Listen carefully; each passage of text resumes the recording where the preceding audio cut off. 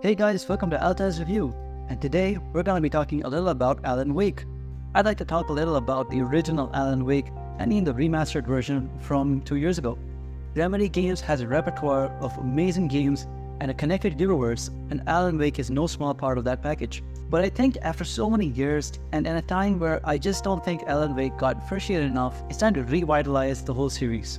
Alan Wake's had a lot of mention and a lot of connection to the other games from Remedy. And with the recent DLC in Control providing some more info, I think everyone's got some idea of what's going around in Alan Wake's story. But let's go back to the start and really go through what Alan Wake was about and what sets it apart from other horror games or even other adventure games. So let's dig in. Being so close to the release of Alan Wake 2, I think it's a good time to delve back into the original Alan Wake and what kind of story it had and what kind of game that really was. Now, Alan Wake is a game with a cinematic story and a focus on horror, but it's different from the usual horror games or even the usual story games that we've played before. It has some really unique mechanics, so it's not one of those games that just has one fun mechanic and the rest of it is just mediocre. Every little part of it is new and it feels interesting to play throughout. The first thing I'd want to go over with Alan Wake is what type of horror game it is. Usually it's safe to put horror games into a category of, is it closer to something like Resident Evil or is it something closer to Outlast? Some games will tend to give you more of a disturbing horror. Some of these horror games are made just to give you a heart attack. And then there's games like Resident Evil that have a deep atmosphere but fun combat. So you're focusing on stuff like boss fights, puzzles, and it's a fun, thrilling experience while you still get that feeling of horror, that you're afraid of getting through any one area, that the designs are pretty scary. Now, between those two horror games, one of the bigger things is there's combat focused and then there's story focused, or even just some games that focus entirely on jump scares and how scary the game looks design-wise. It really feels like horror movies that still hold up today. Alan Wake has that nice, subtle feel where it's scaring you not just by saying, look, there's a scary monster, but by bringing enemies that seem threatening to your character and they're threatening in the story. So you end up feeling a tension where you're getting away from enemies and fighting through because according to the story, these enemies are supposed to be scary. It uses a few older tropes like flying chairs, possessed cars, and scary sounds. There's a genuine dark tone, and darkness is a big part of the story. You're not fighting a monster in particular, you're fighting darkness overall. And you feel that morbid atmosphere in every little part. Along with the deep writer's narration from Alan Wake's voice actor, as you hear the narrator describing what he feels, and you're able to associate those feelings that the narrator is describing to yourself. Stephen King once wrote that nightmares exist outside of logic, and there's little fun to be had in explanations. They're antithetical to the poetry of fear. In a horror story, the victim keeps asking why, but there can be no explanation, and there shouldn't be one. The unanswered mystery is what stays with us the longest, and it's what we'll remember in the end. You're able to really get a sense of what your character is feeling. It's a little bit like reading a horror story, and it's a little bit like playing a genuine scary game. Now with that story and atmosphere all set, we come to the combat. Now the combat, I wouldn't really compare it to something simpler. Alan Wake uses the very idea of darkness to create a unique horror setting. Rather than using grotesque beasts or using mental horror, it just creates the very idea that there is darkness. It uses the simple fact that there is something nefarious that's chasing you and you need to get away from it.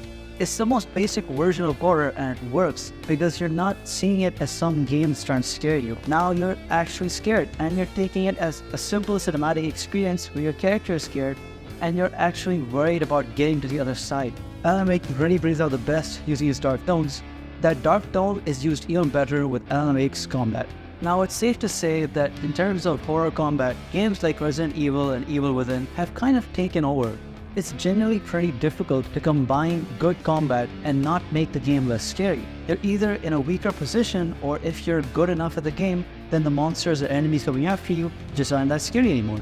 Alan Wake can keep that balance because Alan Wake's combat is very simple, Alan Wake's enemies are very simple, but the atmosphere created with both the narration and the idea that there's just darkness makes it simple. It's almost like you're using your own imagination. Alan Wake has a very basic combat system, and yet it's something you've never seen before. Enemies have a dark miasma over them, and to get rid of it, you're gonna have to shine a light on them, literally. So it's really the idea of combating darkness. Once the darkness is taken off by the light, it only takes 1 or 2 shots to defeat that enemy. Most enemies will go in 1 shot, tougher enemies might take a few more. The toughest part about it is simply getting rid of that darkness. All enemies have that dark miasma and you can't hurt them unless you take it off. So the main system is bringing enemies into the light, shining your light on them, shining flares, and using your environment to turn on different light sources, turning on lights and switches and generators, trying to make as much light as you can. The specialty of this combat system is that it's pretty easy to understand, and yet you're scared thinking, I have to shine the light. It's because Alan Wake uses light and dark in its very combat that it actually feels safer in light places, and as soon as things go dark, the more you need to use your flashlight, it adds into that atmosphere. It's not just a narration, it's not just a feel, you are literally safer the more light there is. And enemies also show up wherever there's darkness. Walking from one street light to another, you just know as long as I'm in that street light, I'm safe. And for every step I take outside of an actual light source, enemies can come at me. All I have is a small flashlight and 1 revolver, and the flashlight is my best weapon. By ingraining the idea of darkness into its story, into its lore, and into its combat, Alan Wake creates a horror that we can actually identify. Being scared of the dark is the most reasonable and the most natural fear to have. Everyone is always afraid of the dark, and something more than what will happen in the dark is the idea that I don't feel safe in the dark. There's something nefarious about darkness. Everyone feels it, and this game kind of personifies that. The fact that your main character is a writer, the lore is depicted with writing, and the entire game seems to be very symbolic. Using such literal enemies being covered in darkness kind of feels symbolic as you play.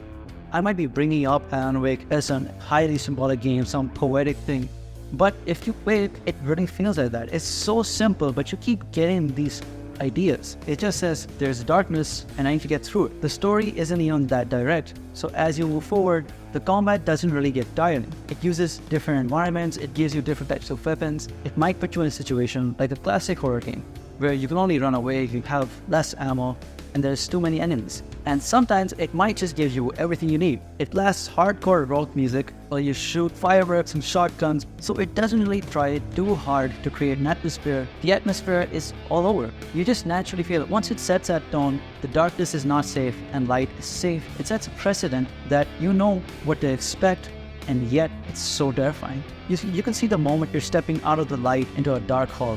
You know what's gonna happen, you know which kind of enemies will show up, and you know you're gonna find some danger. But it's a terrifying feeling moving into that. The narrative is pretty straightforward, but it doesn't really give itself away.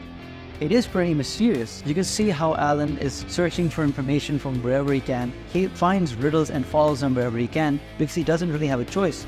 I guess that's something pretty common in stories, especially in older stories, but learning about the story gets more interesting when you start learning why everything is happening or what the background is to all these mysterious happenings. It gets stranger and stranger. Tying up Alan Wake with its own game, its DLCs, and then later on with games like Control and Control's DLC, it expands on the lore heavily. You get so invested in the game, and there's a reason why Alan Wake has a whole fandom from just one game. As far as I've heard, Alan Wake 2 seems to be very accommodative of new players. According to some articles, you don't need to have played part 1 to play the next part. But it's gonna be really sad to see people missing out on such a great first part and really seeing the core elements of this game. Now from the trailers we can see there's a lot they've added into it, but Alan Wake 1 really is a complete package. It's something unique. It's not like any other horror game you've played. It might not be breaking world records. It's not something like Outlast, it's not something like Resident Evil. Alan Wake is Alan Wake. The combat, the setting, the idea is unique to that game. So I think even if you were to play part 2, Alan Wake 1, the original or the remastered version, you really need to try it out once and see what it's trying to give you, because honestly, I think it holds up, especially after the remaster. In any case, that's what I think about Alan Wake 1, and hopefully Alan Wake 2 will live up to those expectations and maybe even surpass them.